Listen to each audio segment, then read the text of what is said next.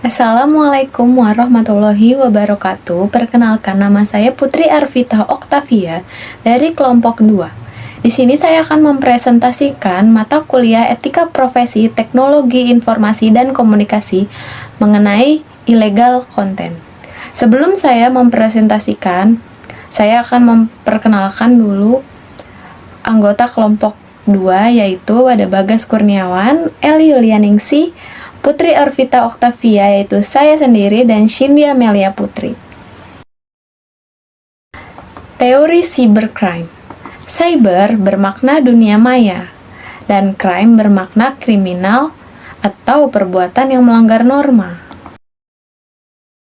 Cybercrime menurut crimeresearch.org dalam Jujo Dominicus mendefinisikan sebagai suatu tindak kriminal yang dilakukan melalui media internet melalui komputer dan dapat mempengaruhi keadaan peralatan komputer maupun si pemakai yang dituju. Kesimpulannya, cybercrime adalah sebuah tindakan yang dianggap merugikan orang lain, dikarenakan ia dikategorikan sebagai tindak kriminal oleh definisi tersebut. Pelajaran yang dapat diambil bahwa seseorang yang berusaha melakukan berbagai kegiatan yang ditujukan untuk melakukan tindak kriminal, maka digolongkan sebagai cybercrime. Teori cyberlaw. Definisi teori cyberlaw merupakan aspek hukum yang ruang lingkupnya meliputi setiap aspek yang berhubungan dengan orang per orang atau subjek hukum yang menggunakan dan memanfaatkan teknologi internet yang dimulai pada saat mulai online dan memasuki dunia cyber atau maya. Cyberlaw menurut Sunarto merupakan upaya untuk melindungi secara hukum yang berkaitan dengan dunia maya atau internet. Tujuan cyberlaw melindungi data pribadi, menjamin kepastian hukum, dan mengatur tindak pidana cybercrime. Contoh kasus illegal content. Kasus pertama, belakangan ini marak sekali terjadi pemalsuan berita yang dilakukan oleh oknum-oknum yang tidak bertanggung jawab dengan cara menyebarkan berita yang belum tentu kebenarannya, kemudian dipublikasikan lewat internet. Hal ini sangat merugikan pihak lain. Dari banyak kasus yang terjadi, para pelaku kejahatan ini susah dilacak sehingga proses hukum yang terjadi tidak dapat berjalan dengan baik. Kasus kedua, akhir-akhir ini juga sering terjadi penyebaran hal-hal yang tidak teruji kebenaran akan faktanya yang tersebar bebas di internet, baik itu dalam bentuk foto, video, maupun berita-berita. Dalam hal ini tentu saja mendatangkan kerugian bagi pihak yang menjadi korban dalam pemberitaan yang tidak benar tersebut. Seperti yang kita ketahui, pasti pemberitaan yang beredar merupakan berita yang sifatnya negatif. Analisa dan solusi dari contoh kasus. Bagi pelaku yang menyebarkan informasi elektronik ataupun dokumen elektronik yang bermuatan illegal content, baik perseorangan atau badan hukum, sesuai isi pasal 1 angka 21 UU ITE, bahwa orang adalah orang perorangan, baik warga negara Indonesia maupun warga negara asing atau badan hukum. Keberadaan badan hukum diperjelas kembali dalam pasal 52 ayat 4 UU ITE, bahwa korporasi yang melakukan perbuatan sebagaimana dimaksud dalam pasal 27 sampai pasal 37, termasuk menyebarkan informasi elektronik atau dokumen elektronik yang bermuatan illegal content, dikenakan pemberatan pidana pokok ditambah 2/3. Peristiwa perbuatan penyebaran informasi elektronik atau dokumen elektronik seperti pasal 27 sampai pasal 29 harus memenuhi unsur sebagai berikut.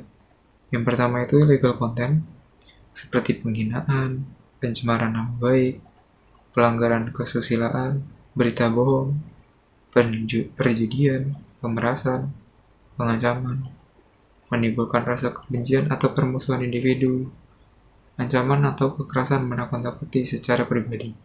Yang kedua itu dengan disengaja dan tanpa hak, yakni dimaksudkan bahwa pelaku mengetahui dan menghendaki secara sadar tindakannya itu dilakukan tanpa hak.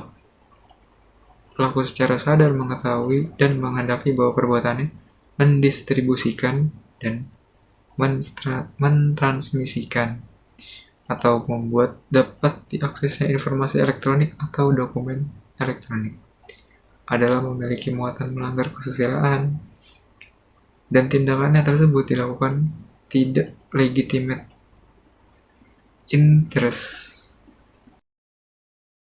Perbuatan pelaku berkaitan illegal konten dapat dikategorikan sebagai berikut.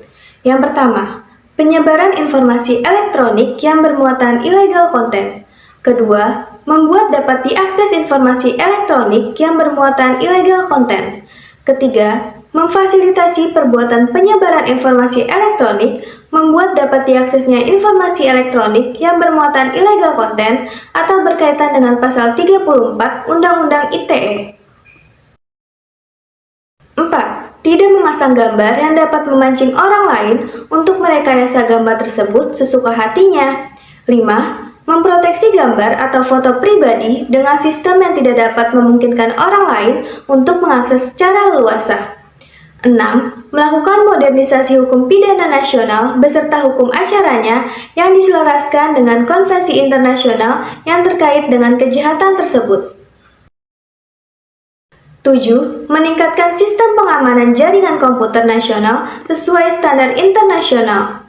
8. Meningkatkan pemahaman serta keahlian aparatur penegak hukum mengenai upaya pencegahan investigasi dan penuntutan perkara-perkara yang berhubungan dengan cybercrime. 9. Meningkatkan kesadaran warga negara mengenai masalah cybercrime serta pentingnya mencegah kejahatan tersebut terjadi. Terakhir, ke-10, meningkatkan kerjasama antar negara, baik bilateral, regional, maupun multilateral dalam upaya penanganan cybercrime, antara lain melalui perjanjian ekstradisi dan mutual assistance treaties yang menempatkan tindak pidana di bidang telekomunikasi, khususnya internet sebagai prioritas utama. Langkah penting yang harus dilakukan setiap negara dalam penanggulangan cybercrime adalah melakukan modernisasi hukum pidana nasional beserta hukum acaranya, meningkatkan sistem keamanan jaringan komputer secara nasional, secara standar internasional, meningkatkan pemahaman serta keahlian aparatur penegak hukum mengenai upaya pencegahan investasi dan penuntutan perkara-perkara yang berhubungan dengan cybercrime. Meningkatkan kesadaran warga negara mengenai masalah cybercrime serta pentingnya pencegahan kejahatan tersebut terjadi. Meningkatkan kerjasama dalam upaya penanganan cybercrime. Berikut ini beberapa saran dari kami. Yang pertama, sosialisasi hukum kepada masyarakat tentang Undang-Undang ITE sehingga masyarakat bisa menempuh jalur hukum. Ketiga, menjadi korban kejahatan dalam dunia cyber. Kedua, lakukan konfirmasi kepada perusahaan yang bersangkutan apabila Anda merasa menjadi target kejahatan ilegal konten. Ketiga, internet sehat untuk Indonesia. Sekian presentasi dari kelompok kami yang bisa kami sampaikan mengenai illegal content. Kurang lebihnya mohon maaf. Terima kasih. Wassalamualaikum warahmatullahi wabarakatuh.